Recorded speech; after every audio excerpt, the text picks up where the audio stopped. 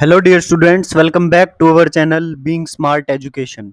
आज हम partial differential equation की क्लास नंबर 6 कर रहे हैं, जिसमें हमने यूनिट 1 शुरू की हुई है। तो आज का आर्टिकल है conduction in a bar with ends at different temperature. मतलब जो बार होगा उसमें एंड्स पे अलग अलग टेम्परेचर होगा। ये आर्टिकल हमको स्टडी करना है। तो देखिए इसको कैसे लिखना है। Consider a thin homogeneous bar extending from x is equal to zero from x is equal to 0 from x is equal to 0 to x is equal to L. The left end is maintained at constant temperature T1। मतलब जो left most and है zero पे, वहां पे constant temperature दिया जा रहा है, temperature T1। And the right and at constant temperature T2। और राइट एंड पे टेम्परेचर कितना है, अलग टेम्परेचर है। लेफ्ट एंड पे तो टेम्परेचर है T1 और राइट एंड पे टेम्परेचर है T2। The initial temperatures throughout the bar in the cross section at x is fx। और जो इनिशियल टेम्परेचर दिया गया है पूरे बार के अंदर, throughout the bar in the cross section at x is f x. X कोई भी पॉइंट हो सकता है उस बार का, ठीक है, इज एफ एक्स। तो the boundary value problem for the temperature distribution is, तो बाउंड्री वैल्यू प्रॉब्लम क्या बनेगी, ये तो एक हीट इक्वेशन ये बनेगी, जहां पे हमने k की जगह बस a स्क्वायर ले लिया है। x is between 0 to l and t greater than 0। और x जो है उसमें 0 और l इंक्लूडेड नहीं है, जो कल आर्टिकल किया था उसमें इंक्लूडेड थे। बट आज बीच में कहीं पॉइंट होगा, 0 और l पे ये पॉइंट नहीं है x, ठीक है। u 0 कोमा t, मतलब लेफ्ट मोस्ट पॉइंट 0 पे, टाइम t पे टेम्परेचर कितना है T1, क्योंकि हम लगातार T1 टेम्परेचर दे रहे हैं लेफ्ट एंड पे, और राइट एंड पे कितना दे रहे हैं T2 टेम्परेचर। और L पॉइंट पे, L लेंथ के बाद मतलब right most point, time t पे टेम्परेचर कितना है T2, where t is greater than 0, मतलब टाइम 0 से ज्यादा है। u x comma 0, initially temperature कितना गिवन है एक्स पॉइंट पे, इनिशियली गिवन है f x, x is between 0 to l. Now put u x comma t, हमने एक सॉल्यूशन लेट कर लिया u x comma t, x x t t in the heat equation. तो ये हमारी दो इक्वेशन बन जाती थी, x double dash plus lambda x is equal to zero, t dash plus lambda a square t is equal to zero. जिसको ये ना आती हो इक्वेशन बनानी, वो फर्स्ट और सेकंड वीडियो देख सकता है, समझ आ जाएंगी। Unlike the preceding examples, there is nothing in this partial differential equation that prevents separation of variables. The difficulty encounter here is with the boundary conditions which are non-homogeneous। क्योंकि जो हमारी boundary condition पहले होती थी, वहां पे ये चीज और ये चीज, ये तो जीरो के इक्वल होती थी ना, बट यहाँ पे तो होमोजीनियस नहीं है, यहाँ पे तो ये नॉन जीरो है। तो यही लिखा हुआ है non homogeneous, U zero comma T and U L comma T may be non zero. To see the effect of this consider, हम क्या करेंगे, U zero comma T, U zero comma T क्या आ गया, मतलब इसका क्या इफेक्ट हो रहा है, जो नॉन होमोजीनियस है ये, इसका क्या इफेक्ट हो रहा है ये दिखा रहे हैं अभी हम। एक्स जीरो और टी टी आ जाएगा, ये किसके इक्वल है, टी वन के। So T one is equal to zero, we could conclude that X zero is equal to zero. मतलब जैसे पहले टी वन जीरो दिया होता था टी वन की जगह, तो हम ये कंक्लूड कर देते थे कि एक्स जीरो जीरो है, टी टी जीरो नहीं है, एक्स जीरो जीरो है, ठीक है। तो एक कंडीशन मिल जाती थी, बट यहाँ ऐसा नहीं है, बट यहाँ पे तो टी वन नॉन जीरो है। So this equation forces us to conclude that t t is equal to T one upon x zero. तो इससे अगर ये नॉन जीरो है तो इससे क्या आ गया, टी टी की value T one upon x zero, जो कि एक कॉन्स्टेंट होगा। This is condition we can't expect to satisfy the boundary condition at L passes thus possesses the same problem। मतलब हम इस तरह से इन इनिशियल कंडीशन के साथ जैसे अभी तक हम सोल्व करते आ रहे हैं ऐसे सोल्व नहीं कर सकते। तो हम क्या करेंगे, we attempt to eliminate the same problem by perturbing the function set. मतलब एक फंक्शन सेट कर लेंगे हम और फिर इसको सोल्व करेंगे। हमने क्या किया, यू एक्स टी, जो हमारा यू एक्स टी टेम्परेचर था, उसको किसके इक्वल ले लिया, capital u x t plus में साई एक्स के इक्वल ले लिया। We want to choose psi x to obtain a problem we can solve मतलब साई एक्स हमने इसलिए ऐड किया ताकि जो हमारी प्रॉब्लम है उसको हम सोल्व कर पाए। Substitute U x T into partial differential equation to get. अब यू एक्स टी का हम क्या करेंगे, जैसे यू एक्स टी किसके इक्वल था, A square curl square U by curl X square के इक्वल था, तो उसमें हमने यू एक्स टी की वैल्यू पुट कर दी। मतलब curl U upon curl T किसके इक्वल था, A square curl curl square U by curl X square, इसके इक्वल था।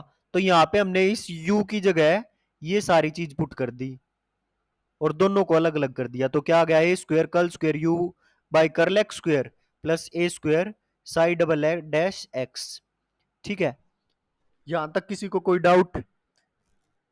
अगर हो तो दोबारा फिर से चला के देख लो वीडियो, समझ में आ जाएगा। We obtain the heat equation for u if psi double dash x is equal to zero.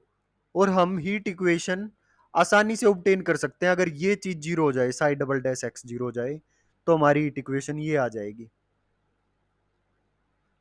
ठीक है, integrating twice psi x must have the form c x plus d. अच्छा, अगर ये चीज जीरो आ जाएगी तो मुझे मेरी हीट इक्वेशन मिल जाएगी। तो हम इसको जीरो लेके चल रहे हैं और क्या करेंगे, इसको दो बार इंटीग्रेट कर दिया दोनों तरफ, तो क्या आ जाएगा, सी एक्स प्लस डी के equal, where c and d are constants. Take this as equation number 1। Now consider the boundary conditions first. जो हमारी बाउंड्री कंडीशन थी उनको पुट करेंगे इसमें। क्या थी हमारी boundary condition, u zero comma T is equal to T one था। तो यू जीरो कोमा टी की वैल्यू निकाल दो। कैसे, यू एक्स टी क्या है, एक्स की जगह जीरो पुट करो और टी की जगह टी, तो capital U zero comma T plus xi zero हो जाएगा, वही हमने पुट कर दिया। U zero comma T is equal to T one is equal to U zero comma T psi zero. This condition becomes U zero T is equal to zero if choose psi X such that psi zero is equal to T one.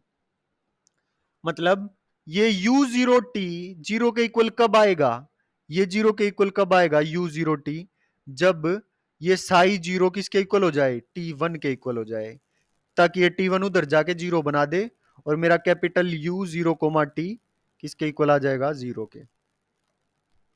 ठीक है, तो वही ये कह रहा है कि capital U zero comma T zero कब होगा, if we choose psi X is equal to psi X so that psi zero is equal to T one. Take this as equation number 2। ठीक, the condition U L comma T is equal to T two, और second क्या थी initial condition, U L comma T is equal to T two के equal था। So U L comma T, वही अब हमारा जो u था उसमें एल कोमा टी पुट कर दो। इस वाली इक्वेशन में यू एक्स टी था ना, तो अब की बार x की जगह l पुट कर दो इसमें, तो x की जगह l पुट कर दिया। So this is equal to T two U L comma T plus में साई एल। ठीक है, अब ये जीरो कब होगा यू एल कोमा टी, जब साई एल किसके इक्वल हो जाए, टी टू के। So U L comma T is equal to zero if psi L is equal to T two. Take this as equation number 3। तो दो condition आ गई, एक तो ये कंडीशन और एक U L is equal psi L is equal to T two, एक ये condition. Now use second and third to solve for C and D. और सी एंड डी क्या थे, psi X is equal to C and D, और ये जो second और third आई है इनको यूज करेंगे हम सी एन डी की वैल्यू निकालने में। और सी एन डी की वैल्यू निकालने में इन इक्वेशन नंबर 1, जो कि इक्वेशन नंबर 1 थी हमारी। ठीक है, तो पहली क्या आई है, psi zero is equal to T one, psi zero is equal to T one. तो साई जीरो पुट कर देंगे इसमें फर्स्ट इक्वेशन में, तो जीरो पुट कर देंगे एक्स की जगह, तो ये चीज तो जीरो हो जाएगी, तो साई जीरो क्या आ जाएगा, डी। तो psi zero is equal to D and this is equal to T one. ऐसे ही एल पुट कर देंगे तो एक्स की जगह एल आ जाएगा, सी एक्स प्लस डी था ना, तो ये हो जाएगा सी एल प्लस डी, और डी की वैल्यू है टी वन पुट कर दो। साई एल कितना था, टी टू, सो ये आ गया C L plus T one is equal to T two. यहां से सी की वैल्यू निकाल लेंगे 1/L T two minus T one. 10 choose psi X is equal to, अब इसकी वैल्यू हम पुट कर देंगे, सी की जगह ये पुट कर दो, तो ये आ गया 1/L T two minus T one X, और प्लस में था डी, और डी की वैल्यू है टी वन, तो डी की जगह टी वन पुट कर दिया। तो ये आ गया मेरा Sai x. With this choice the boundary value problem for you x T is. अब देखो ये जो साई एक्स है ना, इसका दो बार डेरिवेटिव करो, मतलब Sai dash x, Sai double dash x निकालो, साई डबल डैश एक्स निकालो, जीरो ही आएगा। तो यही तो हम शुरू में लेके चले थे कि अगर मेरा psi double dash X zero हो जाए, तो psi double dash X zero हो जाएगा, तो मेरी बाउंड्री कंडीशन क्या बन जाएगी? Curl U by curl T is equal to A square curl square U by curl X square. यही बन जाएगी ना। तो यही हमने लिख दी लास्ट में। लो, curl U by curl T A square curl square U by curl X square. और एक कंडीशन क्या बन जाएगी फिर? U zero comma T is equal to U L comma T is equal to zero. तो ये दो कंडीशन मिल जाएंगी हमें, U zero comma T is equal to U L comma T is equal to zero. अगर ये चीज हो जाती है, तक अगर जाई एक्स ये आ जाता है तो ठीक है। ठीक है, और ये हम निकाल भी चुके हैं यहां से कि अगर ये होगा तो U L comma T zero आएगा, और अगर ये होगा तो U L comma T zero आएगा, और वहां से U zero comma T zero आएगा। ये दोनों कंडीशन हम ले चुके हैं, तो ये वही लिख दी, ये आ गया। ठीक है, U x comma zero, capital u x comma zero किसके इक्वल हो जाएगा? Small U x comma zero minus xi x के। अच्छा, ये कैसे आया capital u x comma zero, जो हम शुरू में लेके चले थे बिल्कुल स्टार्टिंग में? यू एक्स कोमा टी किसके इक्वल हो जाएगा? Small U x comma T, और जाई एक्स को हम उधर ले जाएंगे। ठीक है, और टी की जगह जीरो पुट कर देंगे बस। U x comma zero is equal to small X comma zero minus xi X. ठीक, अब इसकी वैल्यू कितनी है? U x comma small U x comma zero की एफ एक्स, शुरू में ही लेके चले थे इनिशियल कंडीशन में। और जाई एक्स कितना आया मेरा? One one by L T two minus T one X plus plus T one, और बार माइनस था तो साइन चेंज होके यहाँ भी माइनस आ जाएगा, minus T one. So we solved this earlier. बस एक चीज ध्यान रखना कि जो ऊपर इक्वेशन बनी थी ना, वो बनी थी curl U small U by curl T is equal to A square curl square U by curl X square. ऐसे थी ऊपर जब हम साइड डबल डैश एक्स को जीरो पुट कर रहे थे। लेकिन यहां कैपिटल यू है और ये स्मॉल यू है, ये चेंज करना पड़ेगा आपको। यू की जगह कैपिटल यू करना पड़ेगा, और कैपिटल यू की जगह स्मॉल यू करना पड़ेगा। ठीक, क्योंकि हम अब कैपिटल यू की बात कर रहे हैं। ठीक है, क्योंकि सारा काम अब कैपिटल यू में होगा, तो इनको चेंज करना पड़ेगा। ये आप याद कर सकते हैं या फिर जैसे भी करना चाहें। और ये इनिशियल कंडीशन आ गई ये, और यू एक्स कोमा जीरो हमने निकाल लिया वहां से। ठीक है, और इनकी वैल्यू पुट कर दी, तो ये हमारी इनिशियल कंडीशंस आ गई, जिनको हमने सोल्व करना है जैसे हमने फर्स्ट आर्टिकल किया था वेरिएबल सेपरेबल वाला, सेम वैसे सोल्व करना है अब आगे। ठीक है, case one case two case three लेके इन कंडीशंस का यूज करके। सो ये था हमारा आज का लेक्चर। ये भी इंपॉर्टेंट है, पेपर में पूछा जा सकता है, तो इसको जरूर कर लें। था बहुत आसान, बस समझने की बात थी। ठीक है, तो अगर आपको समझ में आया हो तो प्लीज वीडियो को लाइक करें, चैनल को सब्सक्राइब करें, और अगर समझ में आ रहा है तो कमेंट करके जरूर बताएं कि समझ में आ रहा है या नहीं। तो मिलते हैं नेक्स्ट वीडियो में। Till then bye bye, thank you so much.